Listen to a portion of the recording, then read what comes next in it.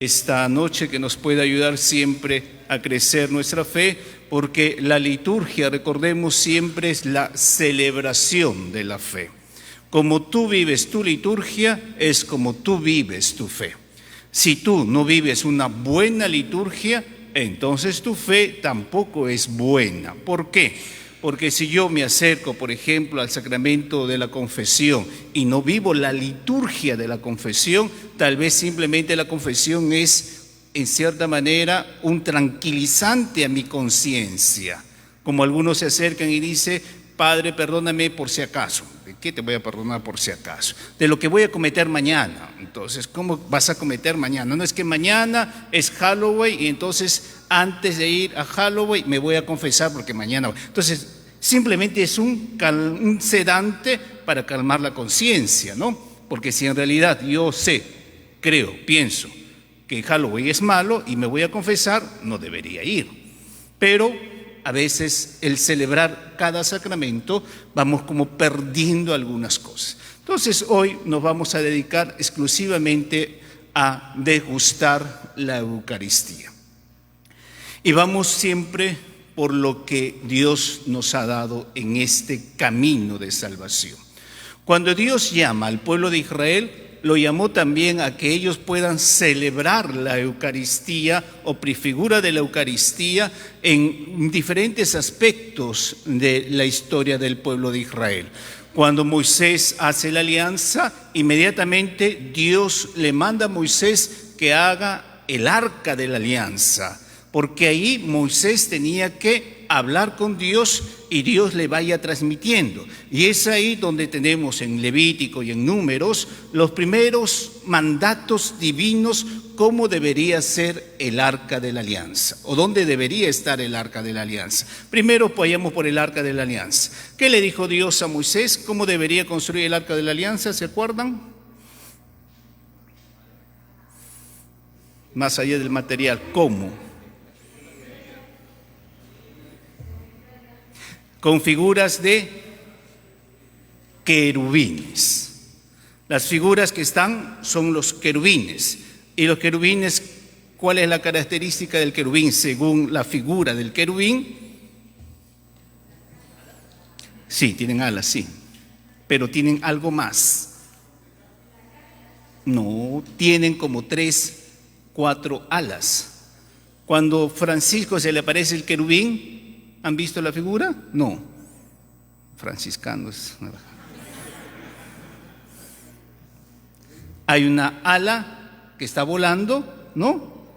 Hay otra ala que lo cubre y hay otra ala. Son como 6 alas que tiene el querubín en la figura de Francisco cuando tiene la impresión de las llagas. Así que el querubín también tiene esto, tiene las alas, pero también hay alas que cubren el rostro para no ver a Dios.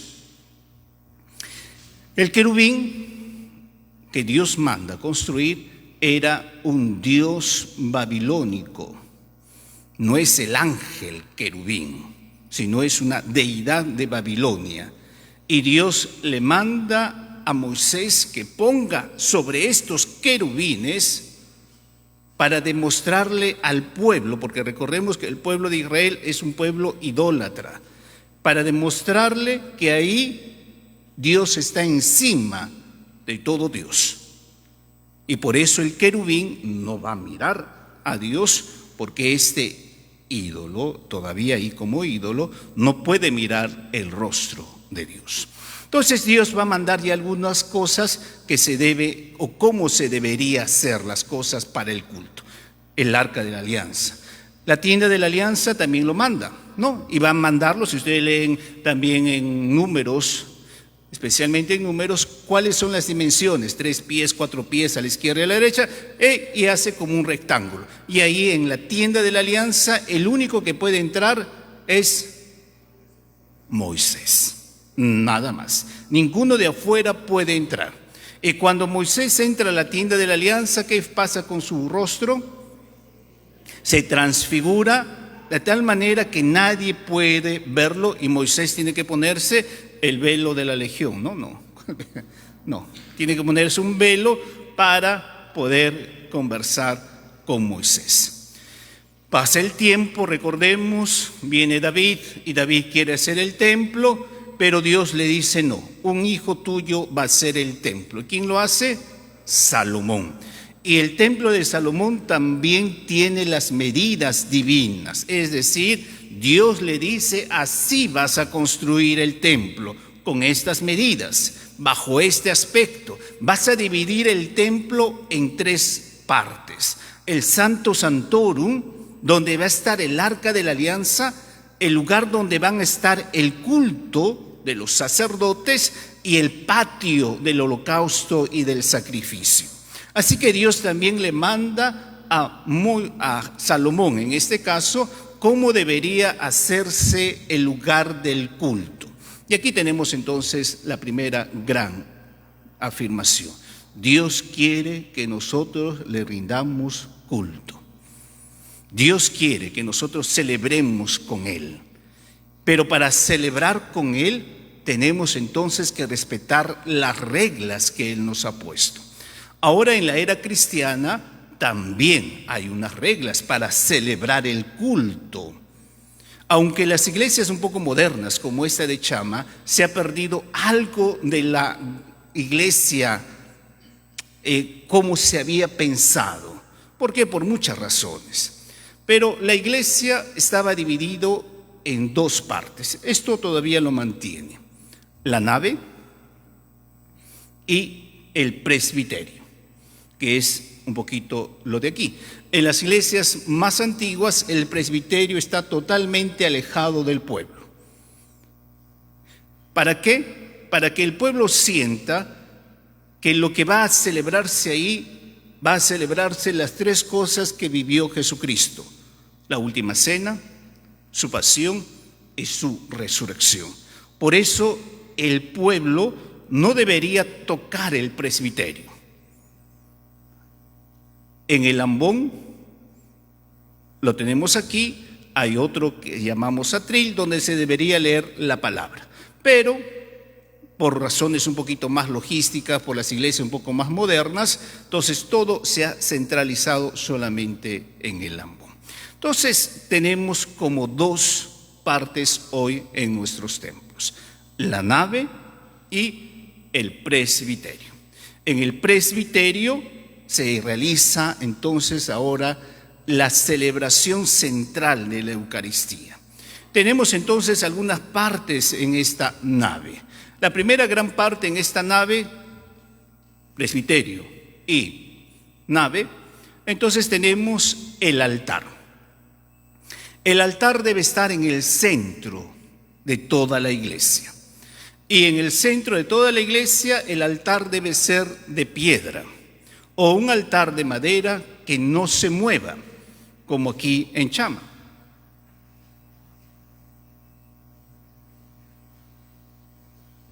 Un altar en el cual está automáticamente fijo al suelo, porque así era el holocausto. Y el holocausto se hacía sobre una piedra.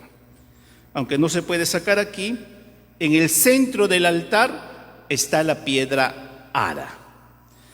La piedra ara no se puede sacar, pero se podría en algunas iglesias, se puede sacar. Vamos a imaginarnos que es un rectángulo así, que está incrustado.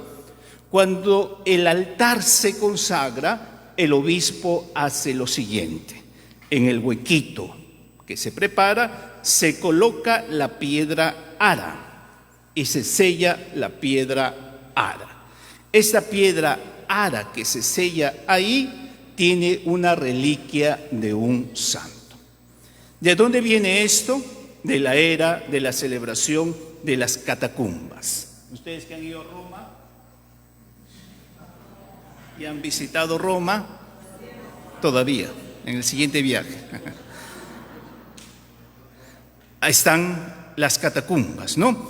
¿Y qué hacía la iglesia antes? Celebraba en las catacumbas, sobre los huesos de los mártires, se celebraba la Eucaristía, porque la iglesia decía lo siguiente: estos mártires que han muerto quemados en el Coliseo, ellos han entrado en el cielo y tenemos la certeza que han muerto por Jesucristo y por lo tanto ellos sí están en el cielo. y sobre ellos vamos a celebrar la Eucaristía. Entonces, ¿qué hace el sacerdote, el obispo, para consagrar el altar? Pone la piedra ara y en las 4 puntas el obispo rocea el óleo santo, el aceite santo con las oraciones para consagrar el altar. Por eso el altar consagrado representa estas 2 cosas. Lo primero que representa es la iglesia, el sacrificio de los santos en el transcurso de la historia con la piedra ara, y también va a representar el lugar del sacrificio donde se va a realizar el sacrificio de Jesucristo, como si fuese la cruz. Donde va a morir Jesús, se vuelve el altar. Por eso el altar, aun cuando aquí está mal, el altar no debe tener ninguna cosa sobre él. Ni almanaques, ni luz, nada. El altar debería estar así, libre. ¿Por qué? Porque es Jesucristo. Entonces, esa es falta nuestra en realidad. Cuando nosotros comenzamos a poner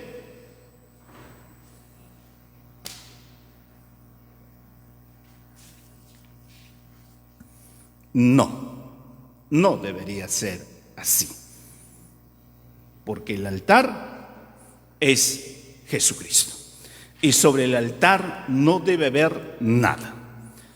Si queremos adornar el altar, porque el altar es Jesucristo, deberíamos poner algunas cosas netamente litúrgicas.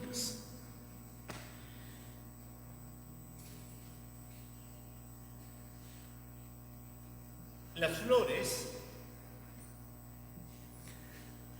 que se ponen en el altar deben ser flores frescas, no de cementerio.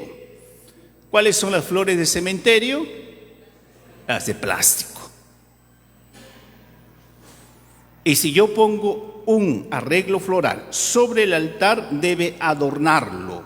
No puedo poner floreros que cubran el altar.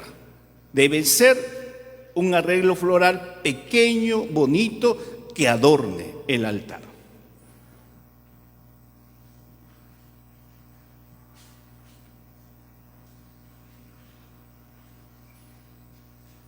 Las velas. Para la celebración de la Eucaristía se deben celebrar mínimo 2 velas. Se recomienda celebrar con 6 velas y en una misa solemne hasta con 8 velas. Entonces, mínimo 2 velitas, ¿no? Una aquí.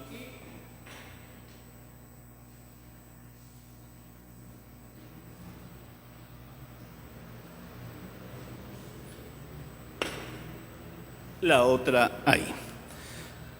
Se recomienda las 4 o 6 velas. Por eso también vamos poniendo velas. Si ustedes se dan cuenta, en algunas celebraciones tienen 3 velas, las 6 velas, y la octava, séptima y octava vela son las velas de procesión. Como esto es un poquito más taller que una charla, vamos a hacerlo un poquito más vivencial. Así que los de ECA, que son bien litúrgicos, me van a ayudar. 2 valientes.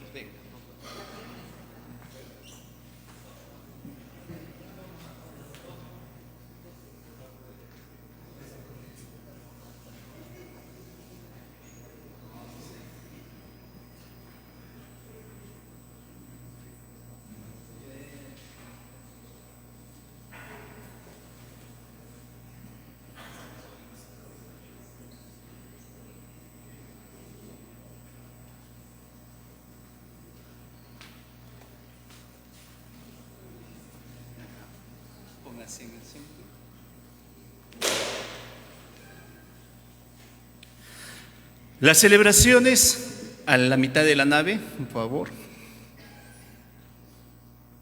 Las celebraciones eucarísticas deben empezar siempre con la procesión de la cruz. Así como lo ven a los hermanos, así debería empezar la celebración eucarística. La cruz delante, las velas detrás. ¿Por qué? Porque al igual que el cayado, el pastor, abre el camino, así es Jesucristo quien nos abre el camino hacia su sacrificio. Después de las velas, si queremos más solemne, viene el incienso según el orden, y el último que va a ser el presidente de la celebración es el que está al último. El último de toda la fila, sean 20 sacerdotes, sean 20 obispos, el último es el que va a presidir la Eucaristía, ¿no? Entonces, cuando vemos que entran los sacerdotes, quieren saber quién va a presidir, el último. Entonces, van a entrar ustedes abriendo la celebración, Cristo que abre el camino. En el caso de aquí, se da la venia. ¿Por qué? Porque ellos no pueden hacer la genuflexión. Entonces, ¿cómo se haría la venia? Así. Y cada uno va a ubicar según la vela. A ver, la cruz salta en su lugar y las velitas.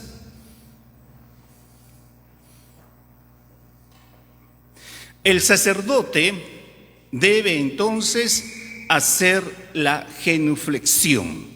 El sacerdote, salvo por enfermedad, no debe hacer la venia. Debe hacer la genuflexión, es decir, chocar la rodilla en el suelo.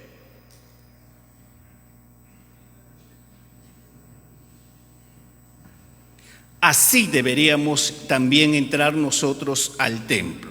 La rodilla se choca en el suelo. Muchas veces nosotros simplemente hacemos no.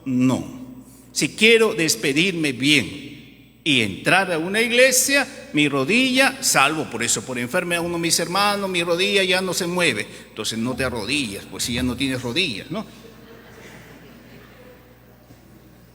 Que choque el suelo. Cuando el sacerdote va a empezar, entonces, tiene que chocar la rodilla en el suelo. Solamente en el caso de la vida monacal de los monjes, hay otro rito un poquito distinto. Se permite la venia profunda. ¿Y cuál es la venia profunda? Es la siguiente. Hasta hacer casi un ángulo recto. Esto lo celebra mucho en la vida monacal. Esto también se debe hacer en el momento cuando el sacerdote hace la consagración y los concelebrantes están ahí. La venia profunda, ¿no?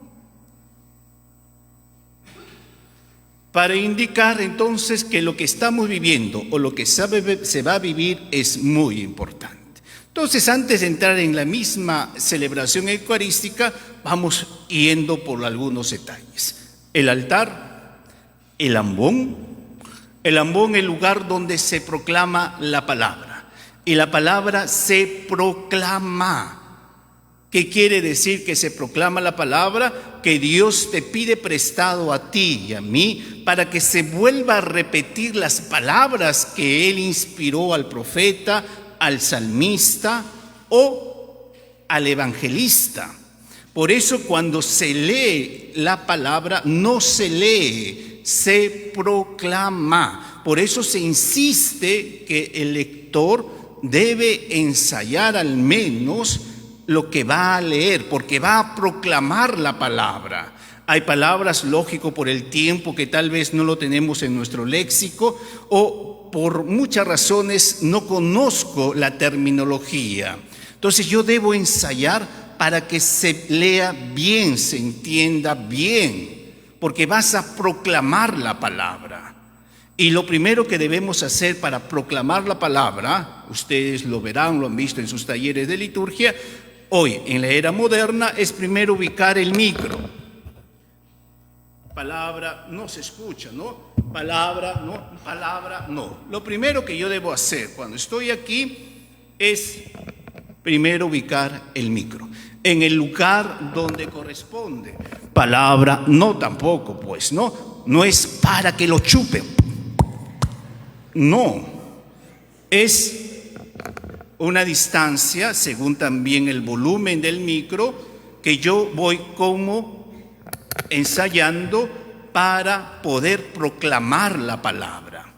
Lo segundo, cuando yo tengo aquí el leccionario, entonces al menos debo mirar al inicio y al final. Si tienes miedo, me importa con el dedito, ¿no? Si tienes miedo o tienes muchos nervios. Pero al final, como ya te lo sabes, palabra de Dios que debo mirar a la gente. No debo decir palabra de Dios, no. Yo debo mirar a la gente y decir palabra de Dios. Entonces el ambón solamente sirve para la proclamación de la palabra, para la proclamación del evangelio, y hoy se permite también la predicación, porque antes, ¿dónde se predicaba? En el púlpito. El sacerdote subía al púlpito porque no había micros y desde el púlpito predicaba. Pero hoy, en las eras modernas, por estos aparatos, que ha sido una gran ventaja, se permite entonces que la prédica se haga desde el ambón. Otros lo verán, lo ven ustedes, por la técnica un poco del sonido, lo hacen en mitad del templo con un micro inalámbrico. Pero debe ser lo más hermoso y bello posible para actualizar la palabra de Dios. Entonces, cuando proclamamos la palabra, tenemos entonces los domingos 3 libros. A ver, ¿me vas a ayudar un ratito?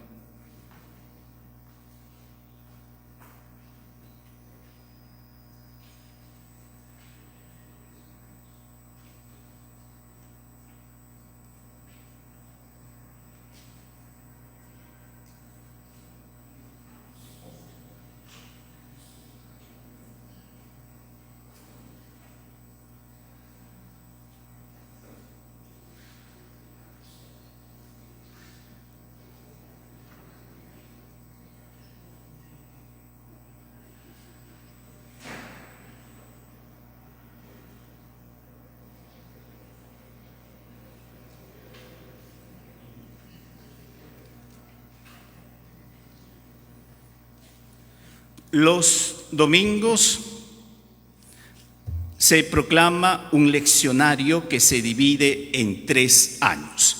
Ciclo A, siglo B y siglo C, según vaya el año correlativo.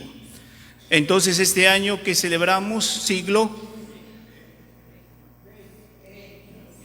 A, C, H, J. Siglo, no sé, ¿qué siglo? ¿Qué siglo estamos celebrando?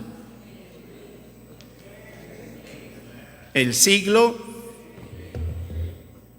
B. En los 3 años leeremos los evangelios sinópticos. ¿Cuáles son los evangelios sinópticos? Mateo, Marcos y Lucas. El evangelio según San Juan, ¿cuándo se lee?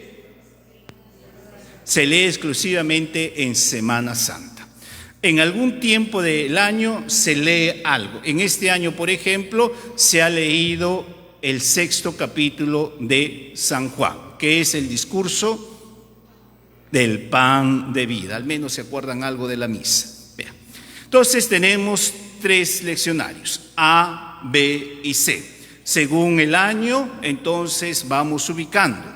Tenemos cada domingo un número, ¿no? Y los domingos están separados por letras o números romanos. ¿Qué domingo celebramos hoy? 31, ¿no? Que sería XXX1, 31, del siglo B.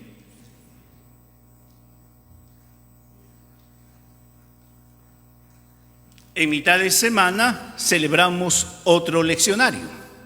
El otro leccionario, que es llamado diario, si queremos poner un nombre así, solamente se divide en 2 años, par e impar.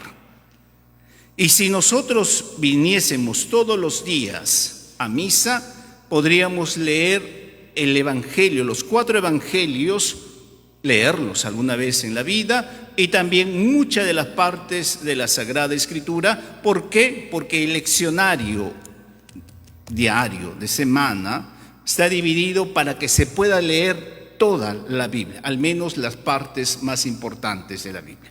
Hoy que estamos 2024, entonces, ¿qué deberíamos tomar? El par. Entonces, cuando a mí me mandan, lo primero que debo ubicar es la semana. ¿Qué semana estamos? 31. Año par. Entonces, cuando yo le digo a la hermana, deme el leccionario, entonces me acuerdo hoy día que es 24, 25. Bueno, voy al celular si ya no me acuerdo. Y me dice que es 24. Año par. Entonces yo busco 31, año par. Abro y tenemos el día del esto. Porque está dividido de lunes a sábado. El domingo, el otro leccionario que es el dominical. Bien, en la celebración también hay otros signos. Y los otros signos, sí. Claro, hay leccionarios propios como de los santos, hay el evangeliario que ustedes cuando ven pasar el diácono o el sacerdote se pone un libro grande, si queremos, que se llama el evangeliario. ¿Y dónde lo coloca? No, esa es la Biblia. Lo coloca en el altar, viene y lo coloca aquí. Cuando se va a leer el evangelio, si ha hecho la procesión con el evangeliario, el sacerdote o el diácono otra vez hace la procesión y lo coloca aquí para leer el evangelio. Claro, son celebraciones más solemnes, pero también hay estos tipos de leccionarios. También, si queremos un poquito por las órdenes, hay los leccionarios para cada orden. El leccionario franciscano, que se toma lecturas un poco propias que ayudan a comprender la vida del santo franciscano. Pero eso son peculiaridades un poquito dentro de lo general. Vayamos entonces, hermanos, por otros detalles de nuestra celebración antes de entrar a la celebración propia de la Eucaristía. ¿De qué se reviste el sacerdote? A ver, ustedes son liturgos, a ver, pídale usted un alba. Un alba. Una estola. Y una casulla. A ver, que te dé los 4 colores. Un favor, gracias.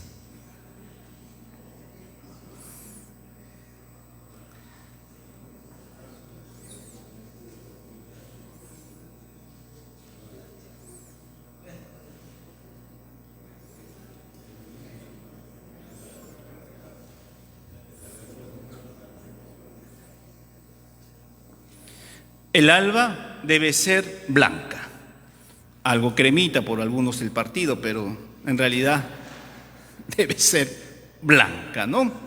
¿Por qué? Porque representa la pureza. Cuando el sacerdote se reviste, voy a ser un poquito más litúrgico, porque algunas veces, y ese es el perdón de la asamblea, nosotros no somos tan liturgos, por muchas razones, por la belleza, etcétera, etcétera. Primero, lo que debe ponerse el sacerdote es el amito. ¿Qué es el amito? Es un paño blanco que se pone aquí para que no se note nada. No se debe notar nada, ni capucha, ni camisa, ni polo, ni chompa. Por eso el sacerdote se pone un paño, que nosotros no lo usamos aquí, se pone el amito, que es un paño blanco y que tiene y se amarra así. Y representa lo que Jesucristo estaba en el sepulcro, para estar totalmente unidos a Jesús. Una vez que se ha puesto el amito, que hoy no se usa mucho, por muchas razones litúrgicas, de calores, de logística, etcétera, etcétera, viene el alba. El alba entonces debe cubrir todo. Debe cubrir, por eso les digo que muchas veces no celebramos tan litúrgicamente, debe cubrir todo. No se debe notar nada, ¿no? Nosotros, con el perdón de la asamblea, sacamos la capucha, pero en sí no se debería notar. ¿Por qué? Porque algunos preguntan, hermano, ¿y por qué un hermano no usa capucha? Porque así debe ser. Yo soy muy relajado, por eso uso capucha. Está el cíngulo. Bueno, voy a utilizar mi cordón, pero el cíngulo debe usarlo el sacerdote. Y cada vez que se coloca el alba o se coloca el cíngulo, hay una oración. La oración del cíngulo dice: Señor, átame fuerte, al igual que ataste a tu hijo Isaac en Abraham, para que yo no me mueva y el sacrificio que voy a hacer sea de tu agrado. Y se pone el cíngulo, ¿no? Nosotros aquí, por logística, porque nos han hecho engordar tanto, queda feo el cíngulo, pero en sí debería usarse el cíngulo. Bien, vamos a hacerlo más litúrgico, no, ya lo demás son cosas peculiares. Bien, entonces viene lo que sería, por ejemplo, este es un estolón, pero vamos a utilizarlo como estola. La estola, estolón porque viene acá atrás, pero el estola sabemos que no tiene esto, ¿no? La estola se pone el sacerdote porque la estola es el símbolo del poder. ¿Quiénes usaban la estola?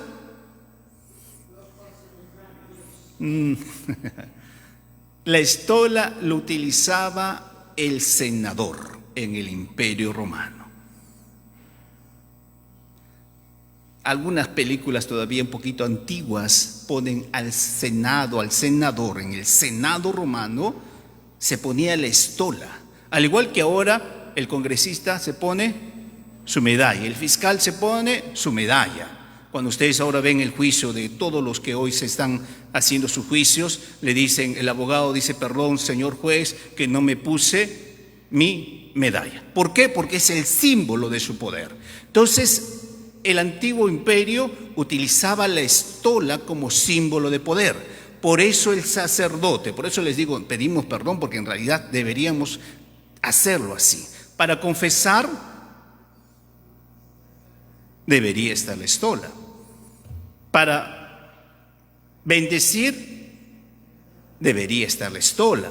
Pero, ¿qué quiero decir? Estos son en momentos bastante en el cual hay espacio. Por eso la liturgia se debe celebrar.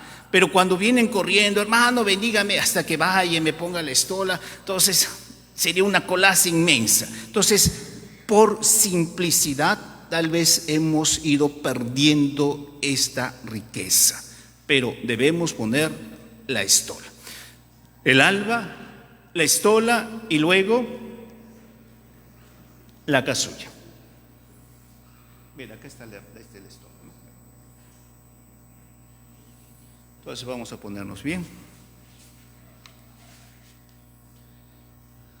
La estola. Antes de ponerse la estola, ¿qué debe hacer el sacerdote? Debe besar la estola porque es el símbolo de su poder. Besa la estola, se la coloca y luego se coloca la casulla. ¿De dónde viene la casulla? La casulla es un término también latino que significa pequeña iglesia. Por eso el sacerdote, cuando se pone la casulla, se está poniendo sobre sus hombros a la iglesia. Vuelvo a repetir, así se debe celebrar. Razones X, Y, Z, a veces por el calor, porque no sé cosas y cosas, a veces no lo hacemos así. Por eso debemos pedir perdón, porque en realidad se debe celebrar así. Aun cuando por debajo estés sudando como chancho, debes ponerte así. No, la casulla es la iglesia que tú asumes en ese momento. Y hay entonces 4 colores. El blanco, que es color de... No, blanco es color de fiesta. Cuando tenemos una casulla blanca es fiesta. El dorado, el blanco es fiesta. Entonces, cada vez que ustedes ven a un sacerdote de blanco, entonces hay una fiesta, hay una solemnidad o hay una celebración importante. Por eso, en la ordenación sacerdotal, el padrecito o el obispo no se va a poner de morado. Está siempre de blanco. Cuando es la celebración, por ejemplo, de mañana será San Martín, bueno, está domingo, pero San Martín de Porres debería ser color blanco, porque es fiesta. Blanco, pureza, fiesta, solemnidad. Bien. El verde, el tiempo ordinario. ¿Y ordinario por qué? Viene de la palabra orden, ordus. Entonces, ¿qué significa? No es que es lo bajo, sino que se va leyendo las lecturas en forma ordenada. Por eso viene el tiempo ordinario. Y verde, por el color siempre de la esperanza, tiempo ordinario. El morado, ¿qué significa? Penitencia. Entonces, lo celebramos o comenzamos a usarlo no por el Señor de los Milagros. Hoy lo hemos utilizado en este domingo porque el obispo de aquí de Lima, para dar un poco solemnidad al Señor de los Milagros, han dicho que se coloque el morado, pero deberíamos haber colocado el verde. El morado se coloca en dos tiempos, lo han dicho bien, en tiempo de Cuaresma, que es penitencia, y en tiempo de Adviento, que también es penitencia, pero es una penitencia distinta. Penitencia gozosa, si queremos decirlo así. Dentro del morado hay unos domingos que se pone una casulla rosada. El tercer domingo de Adviento y el cuarto domingo de Cuaresma. En ambos tiempos se permite usar la casulla rosada, porque somos hinchas del Boys. No. Rosada, ¿por qué? Porque es la alegría en medio de la penitencia. Por eso se dice el domingo de Gaudete, ¿no? Gaudete, ¿no? Y el rojo, que significa sangre. Por eso utilizamos el rojo en todas las fiestas de los mártires. Entonces, cuando nosotros leemos San Pancracio, mártir, doctor y patrono de América, ¿qué color debo poner? Rojo, porque es mártir. Claro, y en Pentecostés sí, pero el rojo significa sangre. En Pentecostés el rojo es el fuego. Por eso también se utiliza el rojo en Pentecostés. Entonces, estos son los 4 colores litúrgicos que vamos a utilizar en las celebraciones eucarísticas. El celeste es María, pero no está dentro de los tiempos litúrgicos. La Iglesia solamente lo permite usar el celeste en el dogma de la Inmaculada Concepción.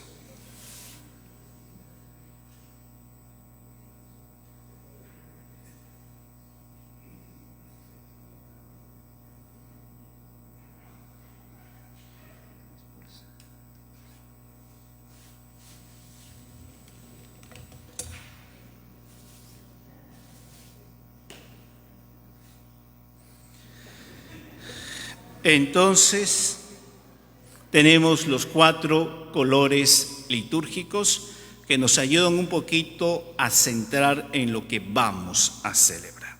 Verde, morado, rojo y blanco. Esto, en la procesión, como les decía, nos empuja a centralizar lo que vamos a celebrar. Entonces vayamos con nuestros instrumentos de nuestra celebración. A ver, que le preste manutergio, corporal, purificador, cáliz y patena.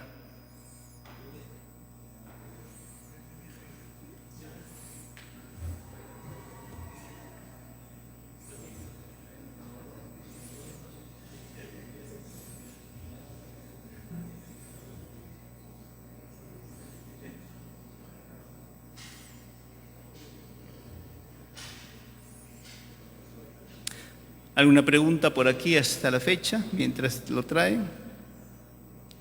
No. A ver si le escucho desde allá.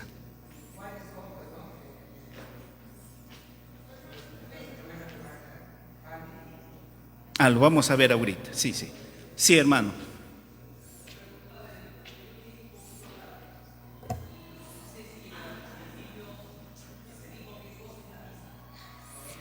Sí, le hemos dicho, la misa es la actualización del jueves, viernes y sábado santo, ¿no? La última cena, la pasión y la resurrección. Eucaristía viene del término latino siempre, que es la acción de gracias. Bien, cuando vamos a celebrar la Eucaristía, ya propiamente en la cena que vamos a realizar, recordemos que la Eucaristía también se le conoce como la Cena del Señor, como el sacrificio y como el memorial, que es distinto de la memoria. Memoria es recordar lo que ha sucedido. Recuerdo esto, hago memoria. El memorial no es recordar, el memorial es actualizar lo que ha sucedido. Por eso la Eucaristía no es un recuerdo de lo que Jesús hizo, sino es el actualizar lo que Jesús hizo. Por eso la Eucaristía es eterna hasta el último día de los tiempos. Bien.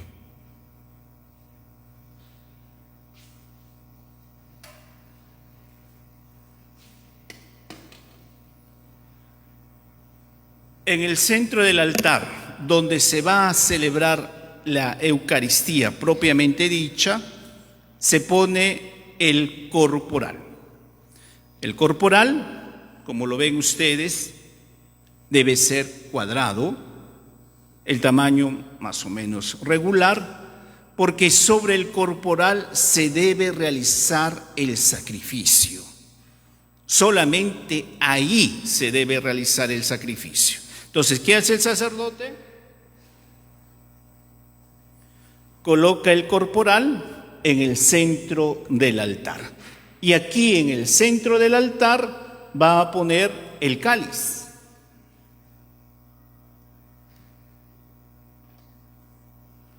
Como sabemos, el cáliz tiene algunas características. Lo primero que se pide es que el cáliz sea de oro o plata. No porque sea ostentoso el oro o la plata, sino que el oro y la plata son metales pesados, no se desgastan, porque si lo hacemos de aluminio, se desgasta, se corrompe con el vino. No debería hacerse de madera, porque la madera chupa. No debe hacerse de arcilla, porque la arcilla chupa. ¿Hay entonces cálices de madera? Sí. ¿Hay cálices de arcilla? Sí. Pero dentro está recubierto con oro para que se pueda celebrar. Si no es así, por más bonito que sea, no debe ser utilizado como cáliz. La patena. La patena puede ser una onda grande como esta o simplemente simple, que es casi como un platillo en el cual se va a colocar el pan.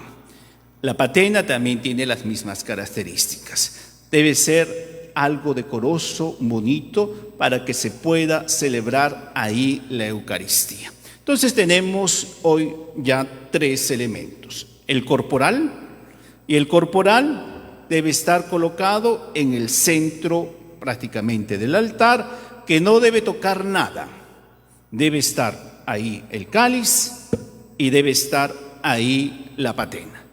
Para que cuando el sacerdote celebre la Eucaristía, el sacerdote focalice lo que va a celebrar. Vuelvo a repetir, hay cosas logísticas por muchas razones. A veces colocamos aquí, colocamos acá, etcétera, etcétera, pero no debería hacerse así. Sobre el cáliz y sobre la patena ponemos esto, que se llama palio. Yo decía que el Carlito se iba a decir acólito de toda la vida. Bien, palio. Palio, no palia, palio. La palia, palio. Se coloca sobre el cáliz para evitar que caiga cualquier cosa sobre él. Aquí en esta tierra cae mucho mosquito. Entonces, cuando se quita la palia y va a consagrarse, los mosquitos están dentro. ¿Y qué tiene que hacer el sacerdote? Bueno, el mosquito no es cochino, se toma un poquito, se lo debe tomar. ¿Qué ha pasado? Les cuento un poquito lo que me ha pasado a mí. Cuando yo he celebrado muchas veces en iglesias de la sierra, los techos son de paja y cosas por el estilo. Y en la paja anida mucho el murciélago. Entonces, celebrando, vino el obispo a celebrar. Y vamos a celebrando, estamos celebrando, yo con celebrando, nos damos el abrazo de la paz, nos olvidamos de ponerlo. Entonces, cuando viene el obispo, me dice: Percy, mira.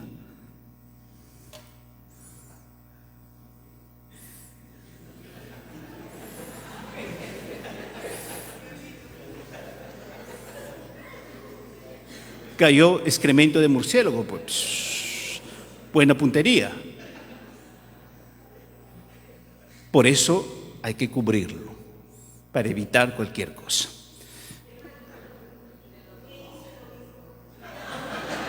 El obispo no hizo nada. ¿Qué hice yo? Me dijo, mira. Hicimos, ¿cómo se llama? La comunión por inmersión, es decir, no por intuición, se hace así. Y como ese excremento de un murciélago, y el murciélago tiene muchas cosas como la rabia, entonces el vino se le echa o se disuelve en agua y se le echa en una planta para donde nadie lo pise, ¿no? Así se debe hacer. Igualito, por ejemplo, lo digo porque les puede suceder, les decía también, por ejemplo, a los ministros de la Eucaristía: nunca se da la comunión a un borracho, nunca. Pero a veces en las fiestas patronales uno no sabe porque no le va a estar oliendo la boca, ¿no? Entonces a veces, por eso nosotros que venimos a la iglesia, también cuando damos la comunión a un enfermo que no puede comulgar, no le den. No es falsa de misericordia. Nosotros tenemos que proteger el cuerpo y la sangre de Jesús. Entonces, ¿qué pasó con este hombre? Se acerca, parece que no se dieron cuenta de que estaba tomado, le dan la Eucaristía, sale del templo y arroja, claro, con la hostia, no disuelta.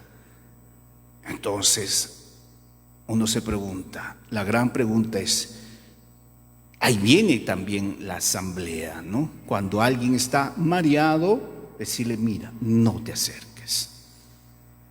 ¿Por qué? Porque vas a ofender más. Entonces igualito le respondo, si hay la pregunta, en ese caso se coge el vómito, se disuelve la Eucaristía en agua y se echa sobre una planta.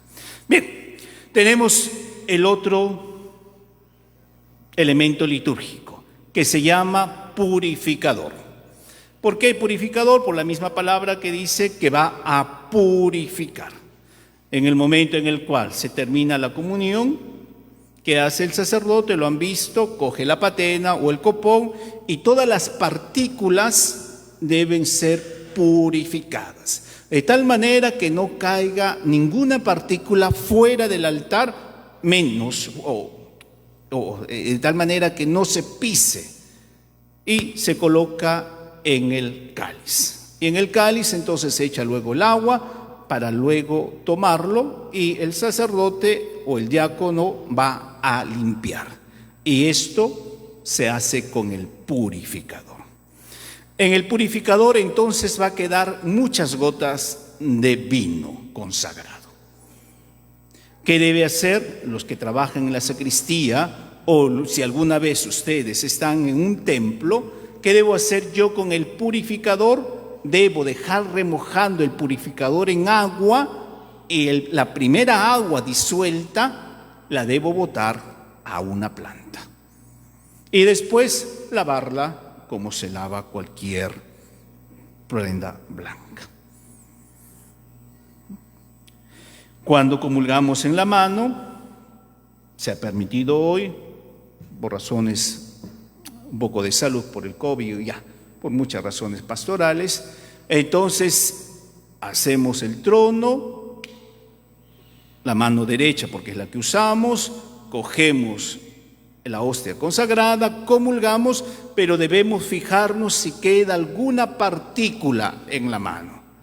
No debe quedar nada, porque algunos hacen, comulgan y ¡pum!, botan. No, por eso estamos haciendo un tipo de taller para poner algunas énfasis. Si mi mano ha sido el trono, yo he querido comulgar, porque se me permite comulgar en la mano, coloca la hostia, si hay una pequeña partícula, ¿qué hago? Lo como para que no sea ofendido el cuerpo de Jesús. Tenemos otro elemento, no lo han traído, pero yo lo voy a hacer. Si se cae la hostia, hay que comulgar.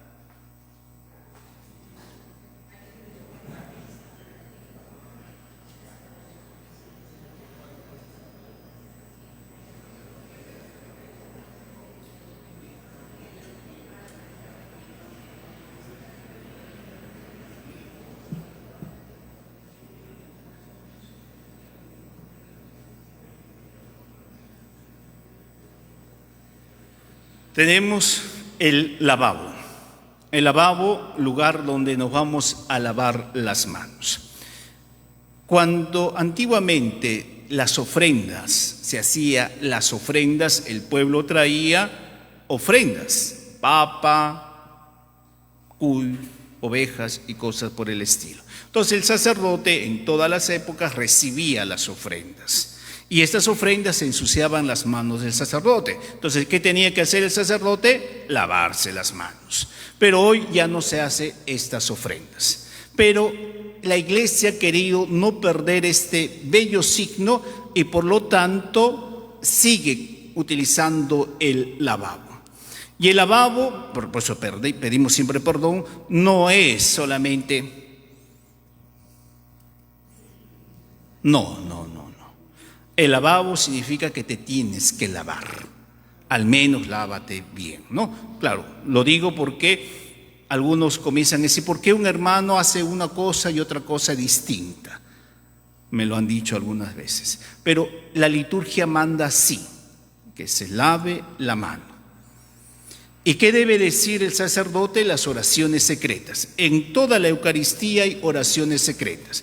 Una de las oraciones secretas del lavabo dice: lávame, Señor, mis manos, purifica mi pecado, al igual que tú has purificado el pecado de tu pueblo. Se lava las manos y se seca con el manutergio. El manutergio a veces tiene la misma forma que el purificador, pero el manutergio es de otro material distinto, más tosco si queremos ponerlo así, de tal manera que seque las manos del celebrante.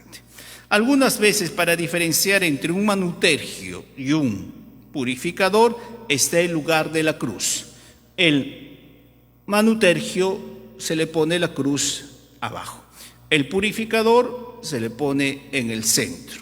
Entonces, cuando ustedes alguna vez hagan la sacristía, que puede hacerlo, entonces, purificador, la cruz en el centro. Manutergio, la cruz abajo.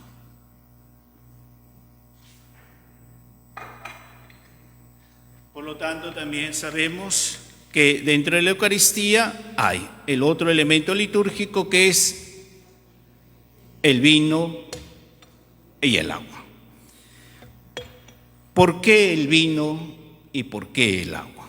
El vino lo sabemos porque Jesús en su última cena tomó vino. ¿Y por qué agua? Dice la tradición que el vino que tomaban los judíos era un vino espeso, como algunos, ¿no?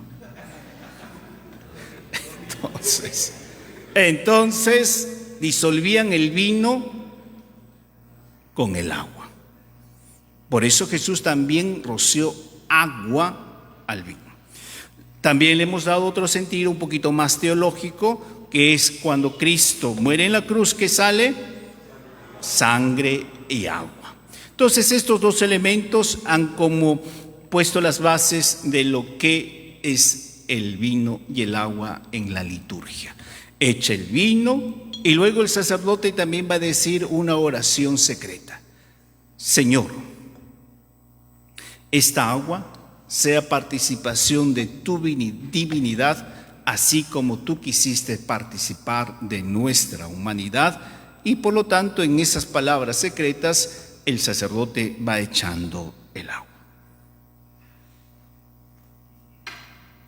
El pan, bueno, lo tenemos en el cáliz.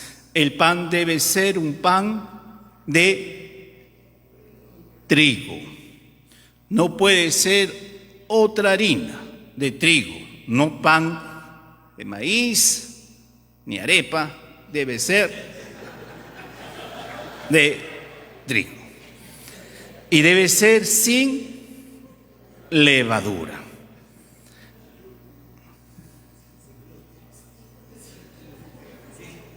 ¿Lo qué?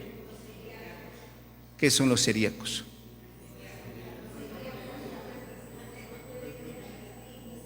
Ya, los que tienen el gluten, ¿no? Bueno, yo soy un poquito tosco, en realidad, porque siempre dice que la misericordia. El pan debe ser de trigo. Si no puedes comulgar, no comulgues. ¿Por qué? Porque la Biblia dice lo siguiente: para que entres al cielo, debes bautizarte, proclamar en tu corazón que Jesucristo es el Mesías y creer que Jesús es el Rey. Suficiente para entrar en el reino de los cielos. No, por eso digo, soy tosco, porque así debe ser. Si yo no puedo comulgar, Dios me ha abierto las puertas del cielo. La Eucaristía está en función al alimento para yo perseverar en este camino, porque necesito alimentarme. Pero si yo no puedo comulgar, Dios va a utilizar otras cosas para que tú sigas perseverando en el camino. Si no, imagínese usted qué pasa con los que no pueden casarse. No es diferente. No, por eso. Es una enfermedad que no controlo. Igualito el hombre o la mujer que se juntó por una segunda vez y no puede separarse. Entonces hay cosas que la Biblia lo dice. Por eso digo, soy tosco. Porque misericordiosamente decía, mira, vamos a preparar un trigo con estas cosas, etcétera, etcétera, que se puede hacer igualito que las personas que tienen problema de gluten. Entonces dicen, consagre un gluten aparte, etcétera, etcétera. Pero lo que manda la Biblia debe ser de trigo.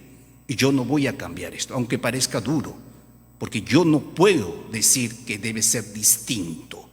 Igualito el vino debe ser de uva, no puede ser de arándano, no puede ser de higo, no puede ser de nada. Si no puedes tomar vino, no puedes celebrar la Eucaristía. Entonces, cuando el sacerdote, porque el sacerdote también tiene algunas enfermedades como la cirrosis por muchas razones y no puede tomar vino, debe aceptar que no puede celebrar la Eucaristía. Y no es maldad, porque el sacerdote debe tomar vino y debe comer pan.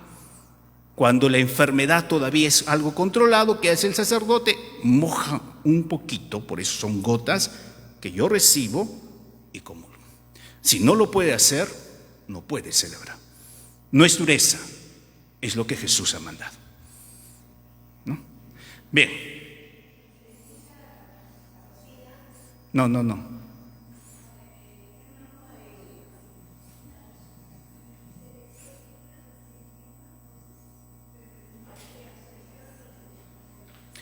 ¿Podrían celebrar tomar vino? Claro que sí, podrían. Pero en el rito latino nuestro no damos el vino. Pueden sí, por eso hay razones particulares de la pastoral donde se toma peculiaridades.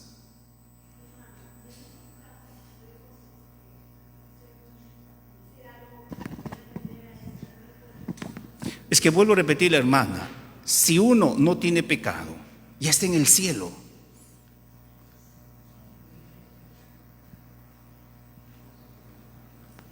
La Eucaristía es el alimento para poder yo caminar hacia el cielo.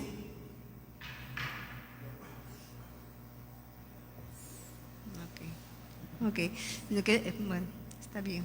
Tenemos que explicárselo así a la gente porque de verdad la gente espera, ¿no sabe usted cómo? Espera poder comulgar. Sí, por eso le vuelvo a repetir. Y hemos intentado conseguir alguna. Por eso les vuelvo a repetir, hermanos, es una gracia poder comulgar.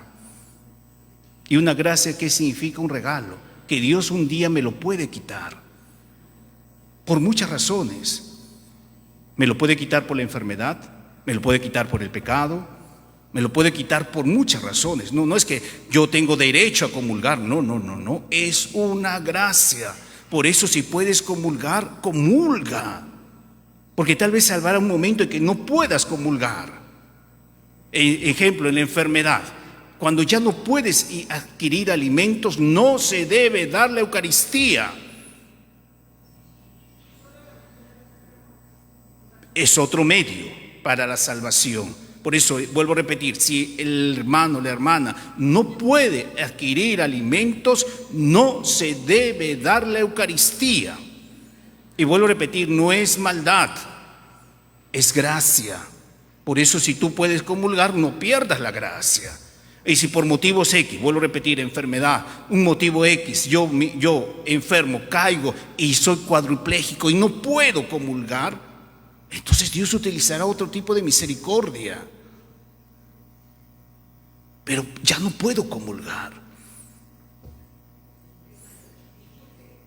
Yo he conversado con Rosina al respecto, ¿ya? Y ella me ha indicado de que en Argentina hacen la hostia de otro ingrediente. Quiere decir que en Argentina los sacerdotes no tienen ese conocimiento. O sea, no estoy cuestionando lo que usted me dice. Le explico, le explico. Igualito que en el Perú se hizo en Puno, Moquegua, especialmente en el altiplano, celebraciones con pan de maíz. ¿Por qué? Porque se les metió la moda de que todo se debe inculturizar. Entonces, para que el pueblo aymara y todo el sur entienda que Dios los entiende, los comprende, entonces vamos a celebrar la misa con pan de maíz. No es misa. ¿Lo saben? Claro que lo saben, pero no es misa. ¿No? Y ahí no se puede, es que no se puede transitar, no se puede decir por misericordia, ahí ya no hay misericordia. No es que no haya misericordia, es algo que Dios lo mandó, por eso hay cosas que están escritas en piedra, nos guste o no nos guste.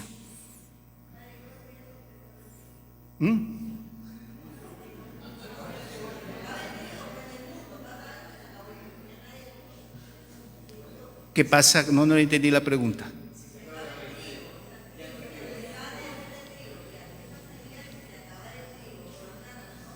Ya. ¿Qué pasaría si se acaba el trigo? Dios buscará otra forma de salvar. Igualito, ¿qué pasaría si no hay sacerdotes? Dios buscará otra forma de salvar. El pueblo de Israel, lean ustedes la historia del pueblo de Israel, Dios les quitó el sacerdocio. Se los ha quitado. Se los ha quitado por mucho tiempo. En la primera caída del templo, y hoy, después del año 70, les volvió a quitar el sacerdocio. Los judíos no tienen sacerdotes.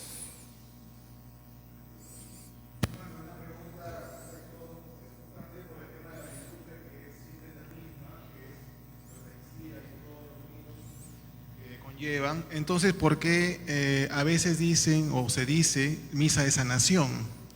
O sea, he escuchado muchas veces que en realidad misa es misa, ¿no? Los sacerdotes lo han dicho, muchos sacerdotes han dicho eso. Entonces, sí. ¿por qué salir un poco de la liturgia? Viene un poquito la coyuntura del tiempo.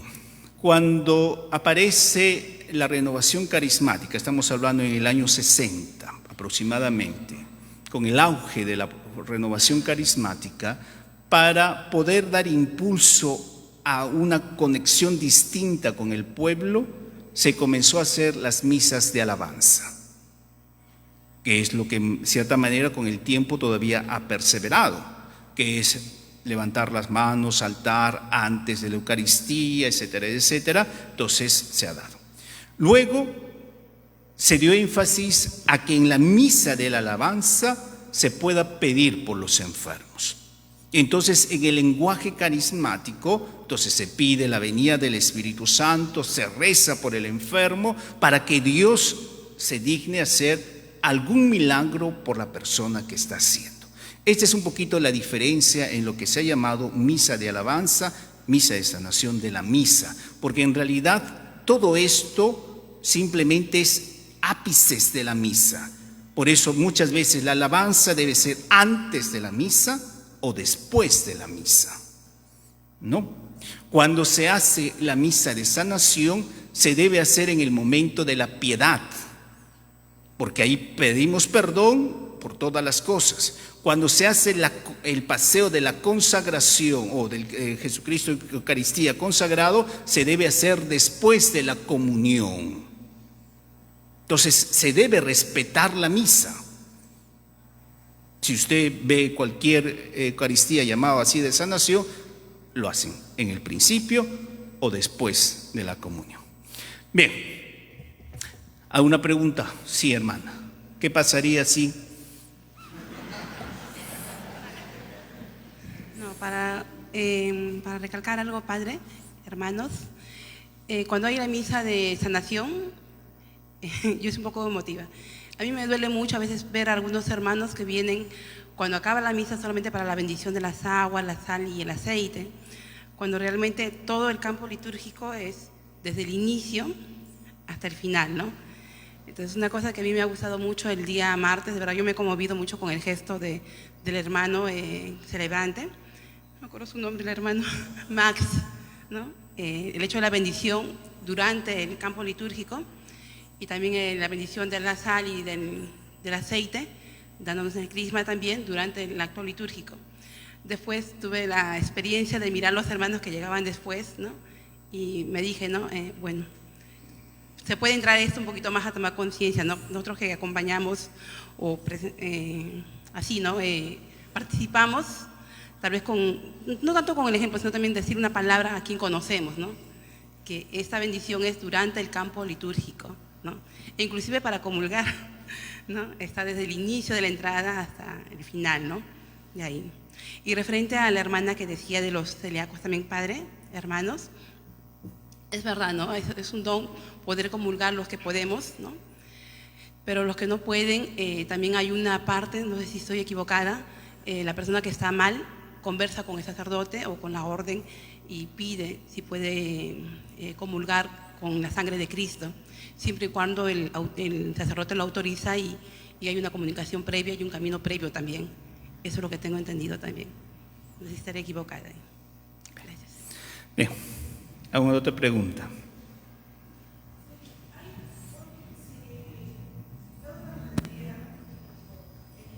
Asisto 2 o 3 veces a misa. O sea, ¿se puede comulgar las 3 veces? ¿Es necesario una sola vez? Sí, ¿Hay algún a ver, tope, un mínimo? sí, ¿qué pasaría si yo soy sacristán y estoy las 8 misas, ¿no? Por ejemplo. Solamente se recomienda comulgar 2 veces al día. para no perder la devoción, porque los primeros que pierden la devoción, la fe, son los cantores.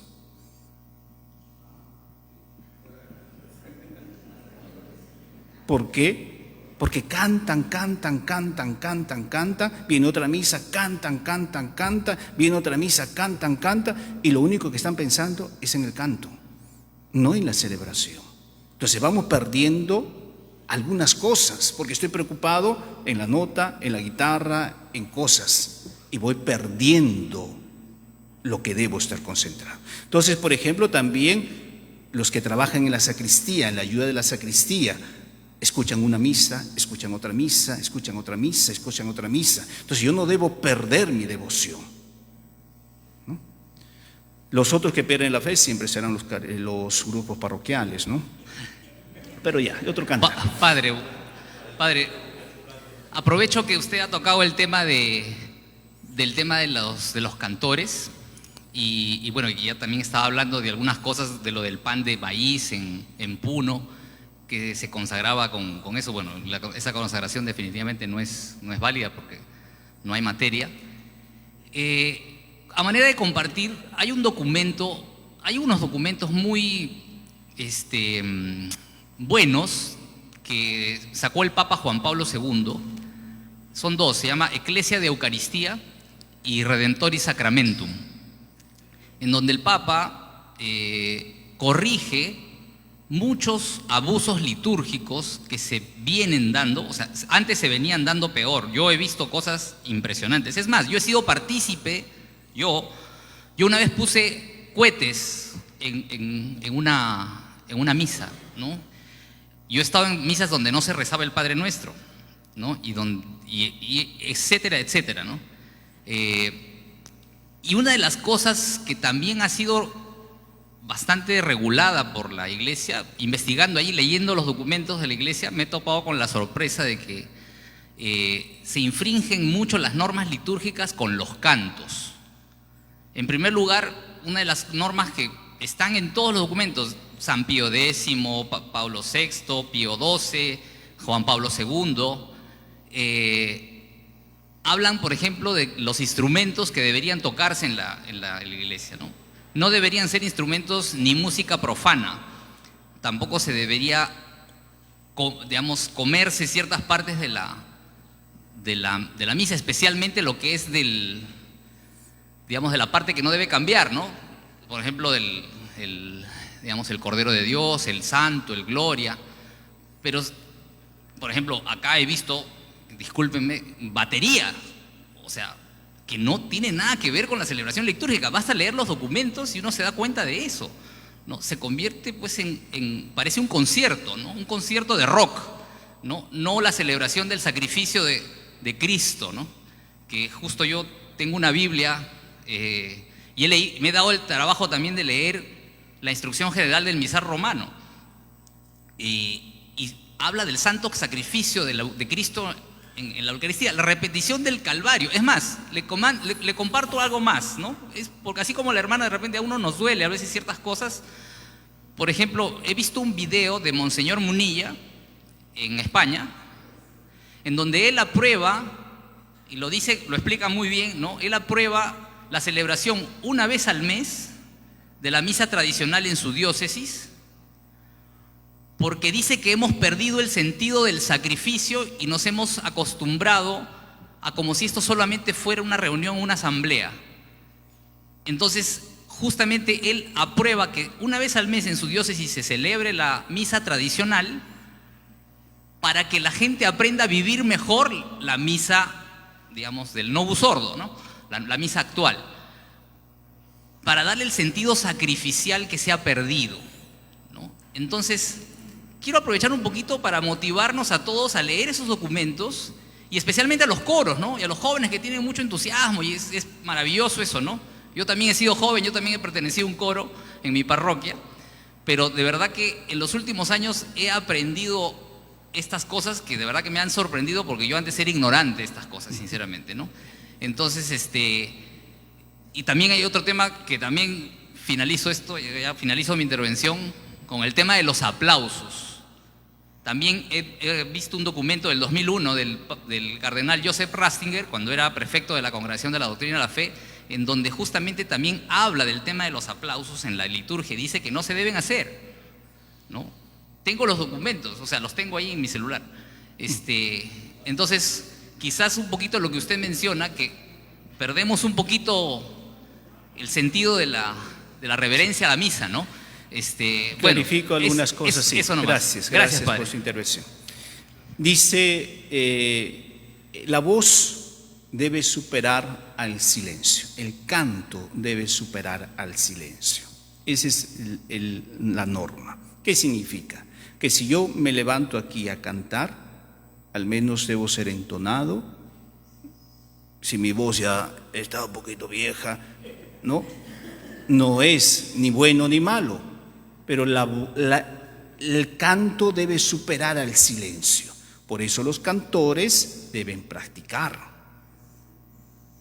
Entonces, ese es el principio también con los instrumentos. El único instrumento permitido en la liturgia era el órgano.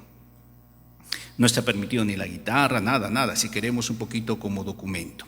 Pero también la Iglesia dijo, al igual que se permitió la lengua vernácula, la lengua del lugar, se permite algunos instrumentos que no callen la voz.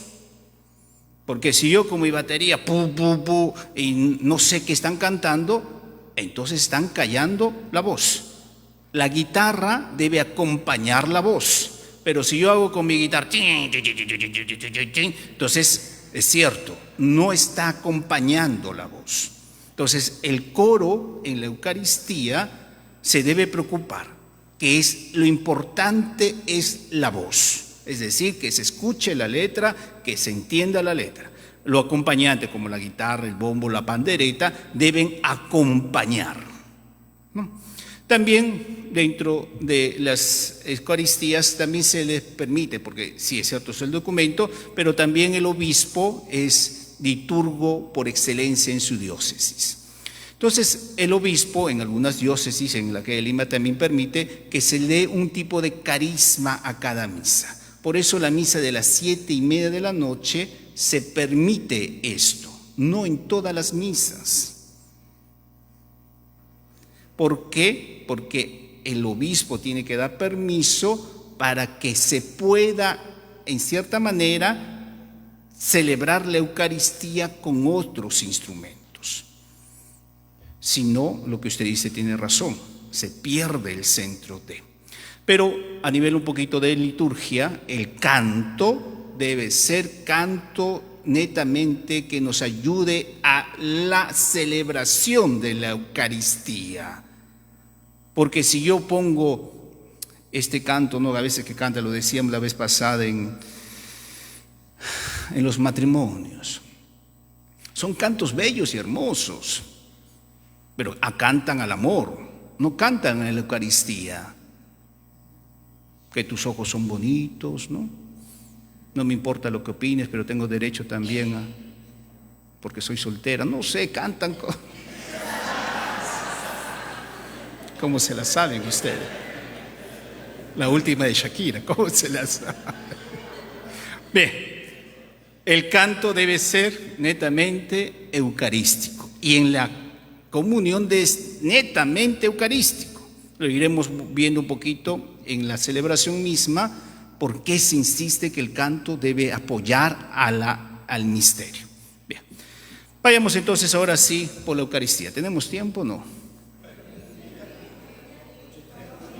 8:30, por eso tengo hambre. Siempre mi reloj biológico me dice algo.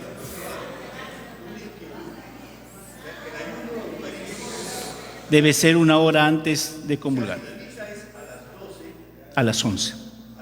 Sí. No, por eso debe ser 1 hora. Bien, salvo que esté enfermo, ¿no? Si yo estoy enfermo, se permite no hacer el ayuno. El agua no rompe el ayuno, ¿no? Porque el agua no es alimento. Bien, entonces la Eucaristía tenemos 2 grandes partes. Un poquito que hemos visto lo que es los ornamentos, los vasos sagrados, el cáliz, todo esto que nos va a ayudar a celebrar la Eucaristía. Ahora sí entramos con la Eucaristía. La Eucaristía entonces se puede celebrar en forma solemne, como le decía, la cruz que entra y abre la procesión, o a veces en la tercera fórmula, que es el sacerdote que entra con sus acólitos o sin acólitos, y lo primero que debe hacer es saludar al Santísimo. Luego de saludar al Santísimo, debe besar el altar. Esto lo debe hacer para comenzar la celebración de la Eucaristía. Una vez que ha comenzado con esto, ya sea con el canto de entrada siempre es un canto de procesión. Ese es el sentido, ¿no? ¿Por qué? Porque vamos en procesión.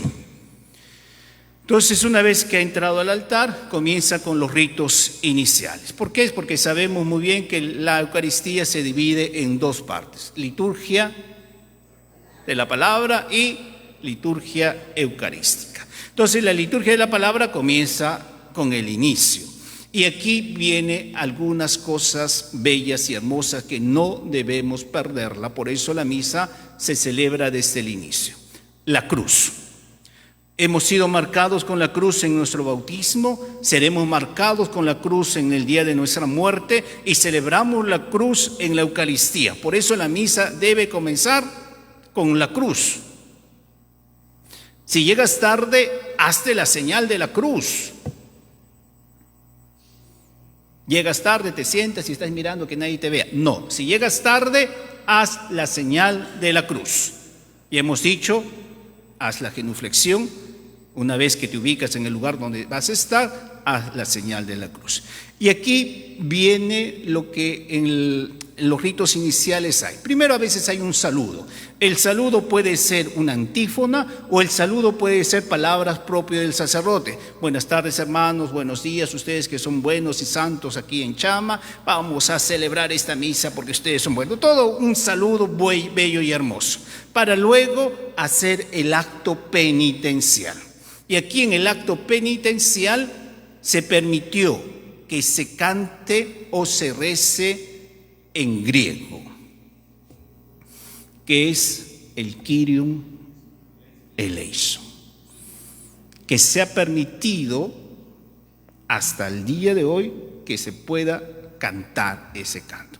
Así que si los de que un día lo ensayan bien,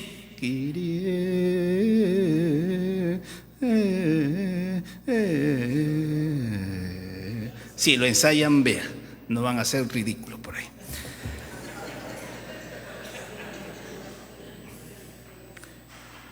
Es el momento en el cual yo pido perdón, por eso hay el silencio. Antes de rezar el Kyrie, no, de preferencia todavía no canten. Dejen que el sacerdote haga silencio. Dice, y reconozcamos sinceramente nuestros pecados. Y es ahí donde el sacerdote pide perdón por sus pecados veniales y pide también, o la asamblea pide perdón por sus pecados veniales. Porque lo único que me puede impedir no comulgar, ¿qué es? El pecado mortal.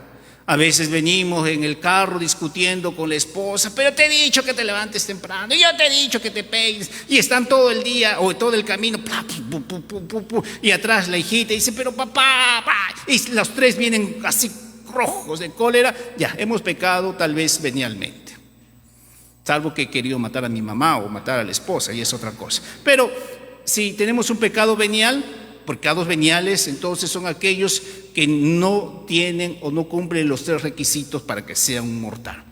¿Lo recordamos o no? ¿Cuáles son? Primero, gravedad. Es distinto robar a uno que tiene 1 millón que robar un sol, ¿no? No. Gravedad es el daño que yo hago. Porque si a un niño que en la calle solamente tiene un sol para sobrevivir y yo le robo el sol, le estoy haciendo un gran daño. Es distinto que yo le robe a un millonario un sol que tal vez ni siquiera se enteró, porque no le he causado un gran daño. Entonces la gravedad del daño implica también el pecado mortal. Voluntad e decisión, ¿no? Voluntad, inteligencia y decisión. Quiero hacerlo y conozco que lo que voy a hacer está mal.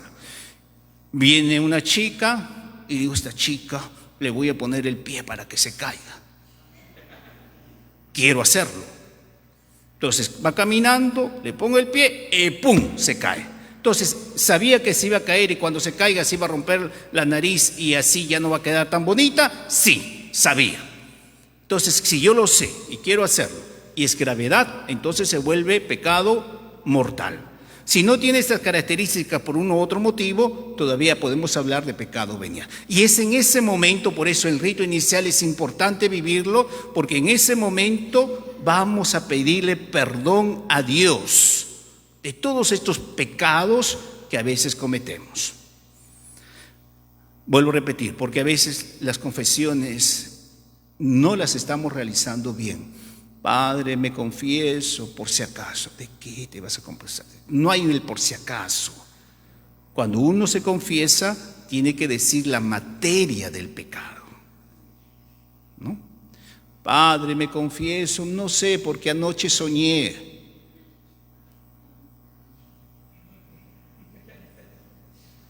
Puedes haber soñado, no sé, que te has ido a la playa, no sé qué puedes soñar tú, no sé. Pero no es pecado porque te sueñes. Porque en el sueño tienes voluntad. No, aun cuando has estado mirando porquerías y medias y en el sueño sigues haciendo las porquerías, voy a separar, pero el sueño no tienes voluntad, güey. O algunos dicen, Padre, es que yo no puedo. Miro a una chica, miro a otra chica, miro así, miro así, ya no sé, me voy a sacar los ojos. ¿Es pecado? ¿Es pecado mirar a una chica? Y peor, ahora que comienza el verano van a venir calatas, peor. ¿Es pecado? ¿Cuándo se vuelve pecado? Cuando yo comienzo con la imaginación. Viene una chica, pues perdóneme, entonces no se viene con los pelos parados, voy a mirarla, claro, porque tiene los pelos parados. Pero cuando yo comienzo a imaginar, oye, esta chica con los pelos parados, y si yo la llevo a la barbería y le hago, ¿no? La imaginación ya se vuelve pecado. Cualquier imaginación, no hablo cosas más sanas porque ustedes son santos, ¿no? Entonces, cuando yo comienzo a imaginar, ya comienza a ser pecado. Pero si yo por un momento miro y no me detengo en deleitarme, entonces no es pecado. No se me relajen, pero cuando yo, por ejemplo, paso en mi celular y miro algo, porque a veces está ahí, y no me deleito, ni me imagino, entonces no estoy pecando. Cuando yo comienzo a pecar, vuelvo a repetir, cuando veo a la chica, guarda, qué pies tan chiquititos, ¿no?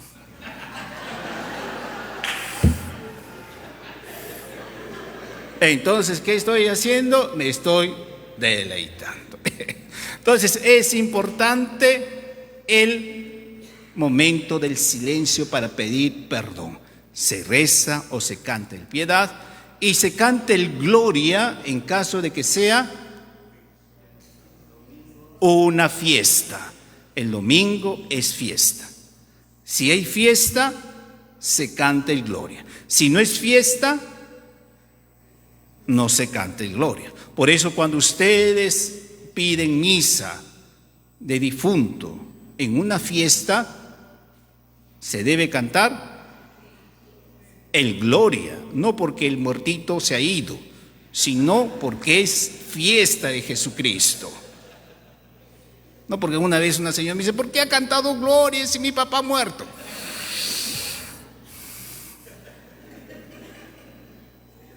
No lo he cantado por tu papá.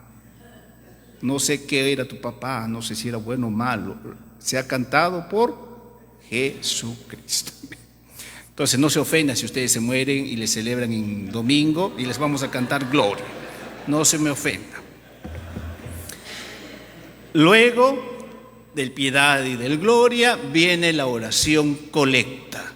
Y la oración colecta, como dice la misma palabra, colecta, recibe todas las intenciones de la asamblea. Por eso la intención de la misa particular, si queremos ponerlo así, el sacerdote dice, y vamos a rezar por las siguientes intenciones. Aquí, por practicidad, lo hacemos antes de la Eucaristía, porque son tantos nombres que interrumpirían la celebración de la Eucaristía.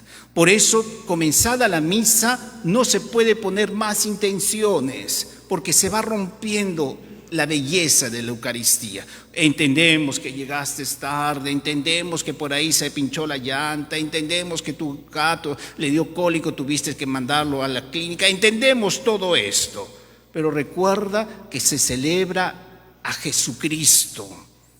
Si en ese momento, por motivos X, Y y Z, tu intención ya no se puede poner, déjalo para que en la siguiente misa se dé la intención. Si tienes la posibilidad de querer escuchar también la misa con la intención, te invitamos siempre a quedarte, ¿no? Sí, claro que sí. El día anterior también usted le dice, quiero que esta intención me la coloquen, supongamos 6 de la mañana. Entonces ella va a poner ahí a las 6 de la mañana, ¿no? Bien, terminada este primer rito inicial, comienza las lecturas. Y también es según la fiesta, según la memoria o según lo que estamos celebrando. Cuando no es nada, es decir, no hay fiesta, no hay memoria, no hay nada, simplemente, por decirlo así, es la misa, entonces solamente debe haber una primera lectura que se toma siempre del Antiguo Testamento. Y luego el Salmo. Y vuelvo a insistir, el canto debe superar al silencio. Si yo no he ensayado el canto del Salmo, proclámalo bonito. Si has ensayado y sabes muy bien que los gallitos no salen, entonces cántalo, que es hermoso escuchar cómo se canta el Salmo, pero ensáyalo. Y también sería hermoso que lo ensayes con la gente, para que la gente también sepa responder el Salmo. No solamente en la Eucaristía, bueno, uno va entendiendo un poco la tonada, pero sería bonito que ensayemos con la asamblea también cómo se debe responder el Salmo. Por eso también invoca la tonalidad de cómo termina el Salmo, ¿no? Dios, Dios mío, eres tú. ¿No? De noche, en la madrugada me levanto para proclamarte. Entonces, cuando voy bajando un poquito el tono de voz, la asamblea entiende que ahí terminó, ¿no? Y pum, inmediatamente responde con el estribillo. Pero uno lee, bla, bla, bla, bla, bla, bla, bla, bla, bla, y no sabe dónde comienza ni cómo termina.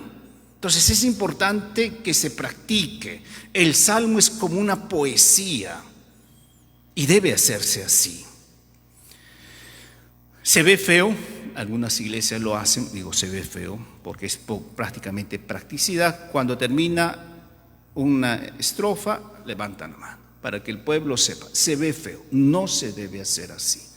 Más bien debemos modular la voz para que la asamblea entienda de que se ha terminado esa parte. Si es fiesta, entonces se lee una segunda lectura, y esta segunda lectura es del Nuevo Testamento. Si es solemnidad, segunda lectura, ¿no? Entonces, fiesta o solemnidad, se lee una segunda lectura. El domingo se lee también una segunda lectura. ¿Por qué? Porque el domingo es fiesta. Luego se proclama el Evangelio. Hemos dicho que el Evangelio lo proclamamos según el año, según lo que nos toca, el ciclo, y se proclama el Evangelio. Antes del Evangelio hay el Aleluya, y aquí hablo con los que tocan y los que lo proclaman. Si el Aleluya lo cantan con el estribillo, ya no se debe leer el estribillo, ¿no? Cuando cantan Aleluya, gloria, aleluya, aleluya, no, gloria, aleluya, proclamad que grande es nuestro Dios. si yo voy cantando el estribillo, ya no debo leer el estribillo. Ejemplo, tu palabra me da vida, etcétera, etcétera, ¿no? Entonces, si yo estoy escuchando que el coro ya cantó un estribillo, entonces yo no debo leer el estribillo. Solamente se lee el estribillo cuando el coro canta aleluya. Se lee el estribillo y se responde con el aleluya. Se entiende un poquito, ¿no? Antes del Evangelio, sí. Hay un estribillo, una pequeña, ¿no? Por ejemplo, a veces se pone Jesús, hijo de David, ten piedad de mí, ¿no? Pequeñas estribillos o antífonas, bueno. Sí, hermana.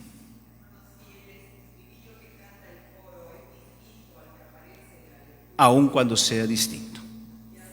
Sí, no se debería leer. No, por eso el coro también debería estar atento, porque hay estribillos hermosos. A ver, por ejemplo, del domingo de mañana, ya que lo tienes ahí la hojita. El estribillo de mañana es: bendito seas, Padre, Señor del cielo y de la tierra, porque has revelado los secretos del cielo a la gente sencilla. ¿No? Este es el estribillo. También el que lee no debe decir lo siguiente. Ejemplo, el coro canta aleluya, gloria, aleluya, termina de leer cantar el aleluya y algunos dicen aleluya, aleluya, bendito sea Dios. Ya no se lee el aleluya. ¿Por qué? Porque ya se cantó el aleluya. Y aquí termina, entonces la gente sencilla, aleluya. No. ¿Por qué? Porque ya se va a responder con el aleluya. Entonces, para tener un poquito ahí esa peculiaridad de no repetir algunas cosas dentro de nuestra liturgia. Bien. Se lee el Evangelio y el Evangelio siempre se responde con palabra del Señor. El único que se dice palabra del Señor es en el Evangelio. Lo demás se dice palabra de Dios.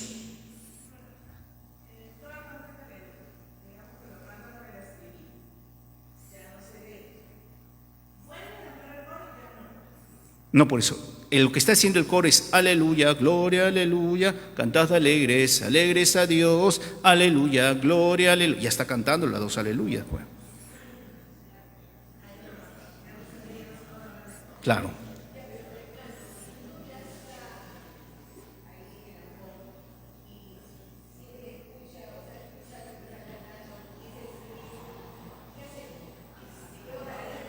No. A ver, ya le voy a decir. El coro va cantando aleluya, gloria, aleluya. Muy bien, yo me quedo ahí porque no sé si va a cantar el esto. Y comienza a cantar alegres, alegres a Dios.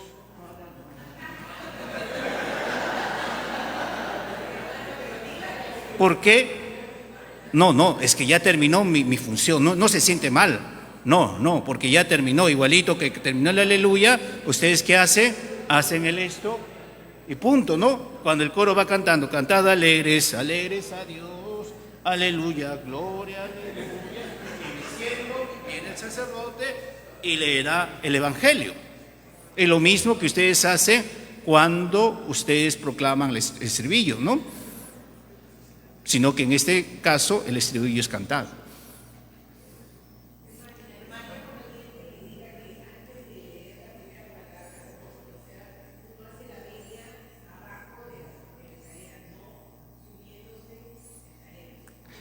Ya. ¿Qué se debe hacer? Es cierto, ¿qué se debe hacer? Se debe hacer siempre todas las cosas debajo del presbiterio. No aquí. Acá no. Sí. A ver, un ratito. Sí.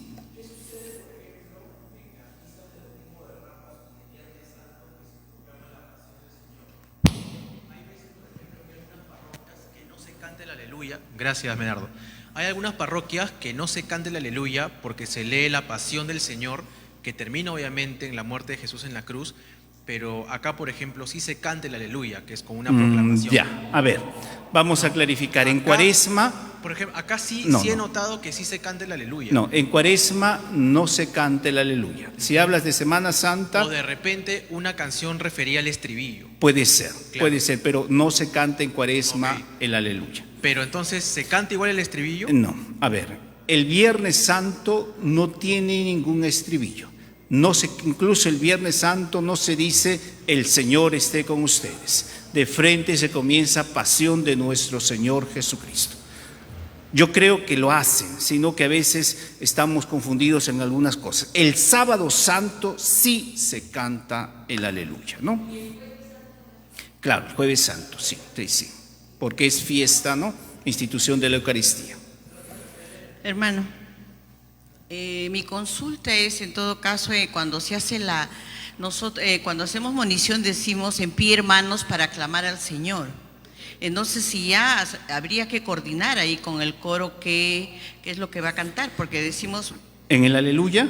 sí, No, es que porque... igual no, se hace, no, se no, hace no. la A ver, aclamación. no se pierdan. Cuando ustedes van a cantar el aleluya, dicen de pie, para proclamar el Evangelio. Y comienza el canto, aleluya, ¿no? Ya lo dijo. Sí, no se pierdan en eso. Bien, a ver, hermano.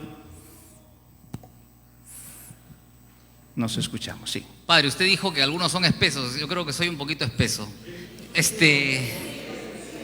¿Sabe qué?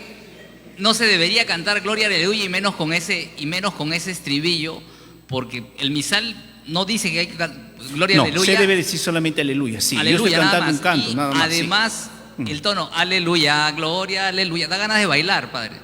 Y no es adecuado Sí. para la celebración Sí. de la misa. Ese tipo, eso está regulado, Padre, disculpe. Sí, O sea, solamente se debe cantar el aleluya. Ujú. Sí, es correcto. Pero es un ¿No? canto que está. y la música no debe ser profana también, Padre. Sí, por eso vuelvo a repetirle. El canto que se permite en la iglesia solamente es el canto gregoriano. Pero, vuelvo a repetir, ahí viene el pero, ¿no?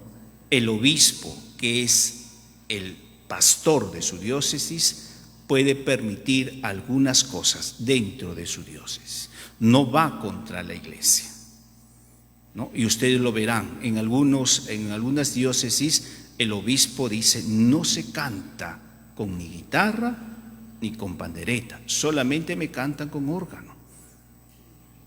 Y hay algunos obispos que lo exigen así y ustedes lo verán, ¿no? Para enfatizar algunas cositas. No es que en un lado o en otro lado, sino también el maestro de la liturgia es el obispo en su diócesis. Bien, Hermano, nos hemos pasado un poquito la hora. Sí, le escucho. disculpe hermano, una consulta. Hace un momento hizo el ejemplo, pero no sé si siempre es así. Cuando uno hace la venia ante el altar es antes de subir al ambón. Para bajar también hay que volver a hacer una venia. No debería. Es que usted hizo un ejemplo ahorita. Sí, como no debería. Ok. Sí, porque ya hice la venia y terminado mi oficio de lector, yo debería volver a mí. Lo digo porque algunas veces ustedes lo van a ver. No es que esto sea rajatabla. Hay cosas que sí son hecho en piedra, si queremos decir. Hay otras cosas que es un poquito la costumbre del pueblo, ¿no? Pero también respetemos dentro de esta costumbre del pueblo las normas litúrgicas, ¿no? No va a ofender a nadie si terminado mi acción de servicio yo hago la venia y luego me retiro. La venia se hace a Dios, no al sacerdote, ¿no? Entonces, por eso al Santísimo, ¿no? No al sacerdote. Algunos ven al sacerdote y no. Aun cuando el sacerdote y el sagrario están casi en la misma dirección. Bien, vamos. No. Se le hace al Santísimo en realidad, ¿no? Porque es el único. ¿No? El altar en ese momento representa a Jesucristo, pero todavía, si queremos poner más específico, no es Dios.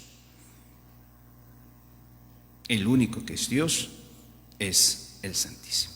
Bien, creo que nos hemos extendido bastante. Yo tengo hambre, yo no sé si ustedes tienen. Hermanito, una última pregunta. A ver. Hay muchos feligreses que cuando el sacerdote va a guardar la custodia, se ponen de pie. Se ponen de pie. No debe hacerse. Porque ya nosotros más bien hemos recibido, o la mayoría ha recibido al Señor, ¿no? Sí, sí, eso es solamente función del sacerdote. Igualito que, por ejemplo, por eso no va a variar, no estemos preocupados, bueno, si el de mi lado no hizo así, el de mi lado hizo así, no. Yo celebro mi Eucaristía. El Padre Nuestro deberíamos rezarlo así. El único que levanta las manos, ya sea así por la oración o ya así para el Padre Nuestro, es el sacerdote. Por eso son funciones sacerdotales. En el caso de guardar el Santísimo, la reserva, es función sacerdotal. No, para diferencia. Bien, a ver, vamos allí terminando porque tenemos hambre, sí.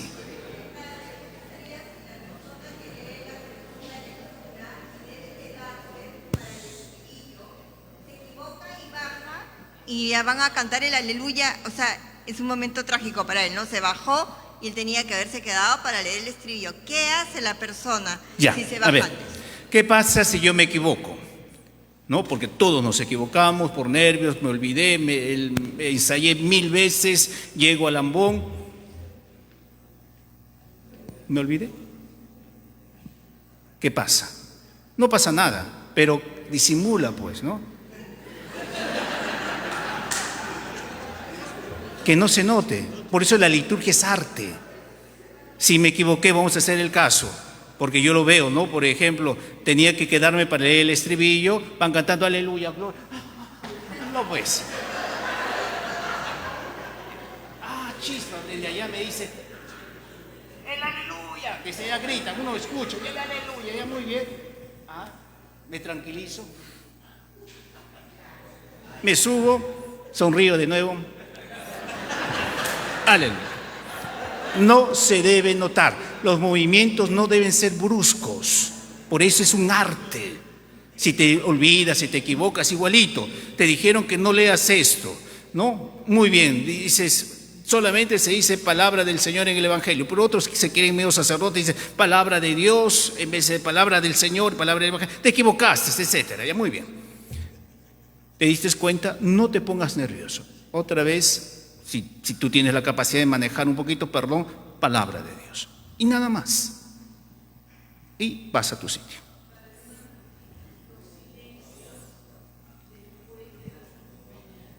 Ya, los silencios eucarísticos lo debemos vivir. No nos vamos a alargar porque ya, como les decía, yo tengo hambre, atrás están durmiendo, el chifa se enfría, el pollo también. Sí, ya no va a haber chifa. Voy un poquito a terminar con el silencio, sí, veremos otro día para concluir porque solamente estamos en el inicio. Hay silencios que se deben respetar.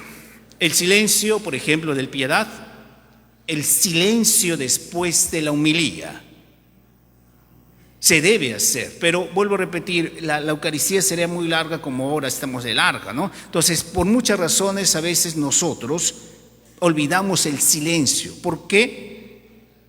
Por estar en otras cosas. Pero en realidad, terminada la homilía, ¿qué debe hacer el sacerdote?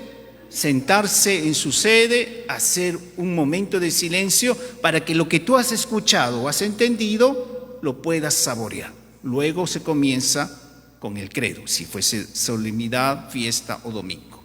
Si no, continúas con la liturgia eucarística. Bien, hermanos, gracias. Que Dios los bendiga. Hacemos la oración final.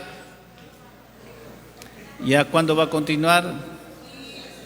La segunda parte, cuando el equipo de liturgia se ponga de acuerdo, ¿no? Y Edka venga también. Sí, vamos a orar con la hermana, después hago la bendición. Sí.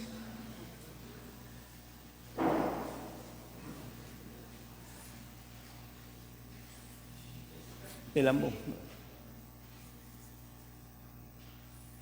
Paz y bien, hermanos, les agradecemos su presencia, agradecemos también al hermano Percy por tan linda formación. Espero que quede en nuestros corazones y que lo podamos llevar a la práctica en cada uno de los servicios que ustedes tienen y así poder mejorar todo para darle gloria ¿a quién? A Dios. Y ya saben, cuentan con la pastoral, cuando deseen una formación para ir a sus comunidades. Aquí está la hermana Norma, está el hermano Javier, estoy yo, para poder ir a sus comunidades, para poder también dar réplica a este servicio de misa que es tan importante que nosotros estemos preparados. Así que vamos a culminar esta reunión, agradeciendo a la vida del hermano Percy, porque él es un pastor que va llevando su rebaño y nosotros somos esas ovejas que debemos ser obedientes, ¿no? Y poder seguir todo lo aprendido para darle gloria a Él. Para eso la oración que el Señor nos enseñó: Padre nuestro que estás en el cielo, santificado sea tu nombre, venga a nosotros tu reino, hágase tu voluntad en la tierra como en el cielo. Danos hoy nuestro pan de cada día. Perdona nuestras ofensas, como también nosotros perdonamos a los que nos ofenden. Y no nos dejes caer en la tentación, y líbranos del mal. Amén. Y a nuestra mamita María, que nos cubra con tu santo manto, una rosita.